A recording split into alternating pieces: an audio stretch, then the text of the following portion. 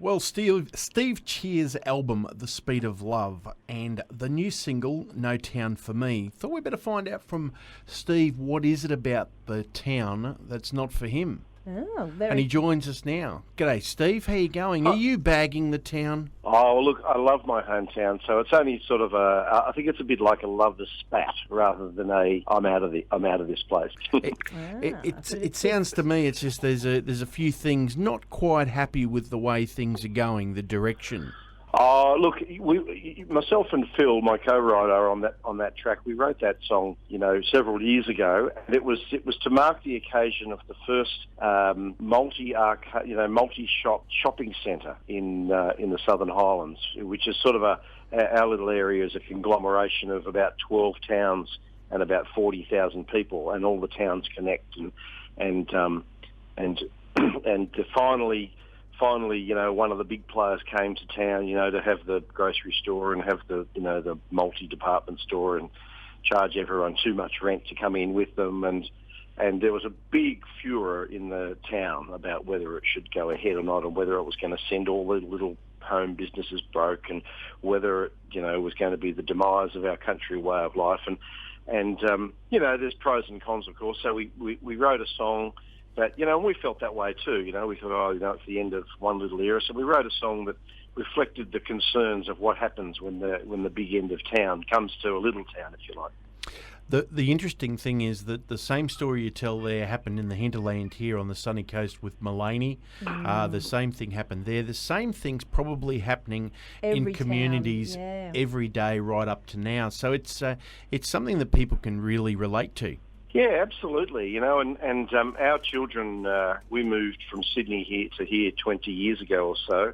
And so our children, the elder of which is 16 and a half, they are born and bred in a country town. So, they're true locals. And, from time to time we wander an hour to the coast, or, an hour and a half to the Big Smoke. And, there's the big shopping centre, which stands tall as a lure, and the kids all want to go in. And we didn't sort of do that until the kids got to a certain age. And I think even they realised after the second or third trip, Dad, the shops are all the same. That's the same shop that was in Wollongong, and now it's in Sydney. And there's no great character to be found in those things. And so, of course, when they come to small towns, it's the net effect is to make it a little bit the same as everywhere else, I guess, isn't it? Well, it is, and this song is such a reflection. Many people, I suppose, can reflect upon this song because they have their own ideas. We were only talking a few weeks back about, we used to get the bread man used to deliver to us, and oh, God forbid I'm going to say it, but the milkman used to come with the big urns and give us our milk with all the full cream and that. And when I don't remember that. I'm far too young for that. Yeah, rightio. But and you'd have the fruit man. He would arrive and things like that. It was exciting as a child. And then, of course, as you said, the big shops came in. But then we moved further out bush, and all of a sudden the milkman started coming back again, and it was fantastic. Whereas now we're finding we have to keep moving ourselves further out bush. We have family live out Mount Dubra, and that sort of thing still happens out there. And I suppose it's just something that travels through, I suppose, from town to town the further out you go. Is the song a reflection song that you thought it would be for people to reflect upon it like that? Yeah, I think so. Like, it was just meant to be a reflection of what we saw around us.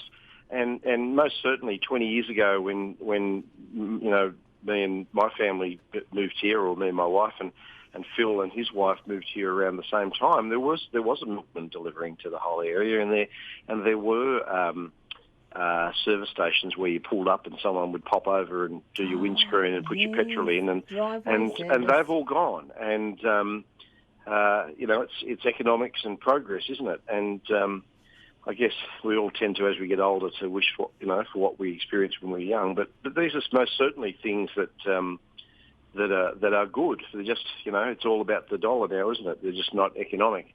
And the cafes we mention in the song quite a lot. All the old style cafes that we hear when we moved here 20 years ago have all naturally upgraded themselves and tried to make themselves a little bit different.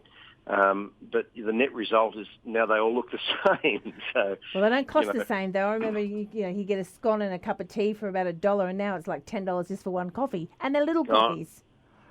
Yeah, that's right. That's all gone. And as I say, once the big shops come along, and then the little shops have got to compete, and so that changes the way that they do their business, and the almighty dollar becomes all more important, and the rents go up, and blah blah blah.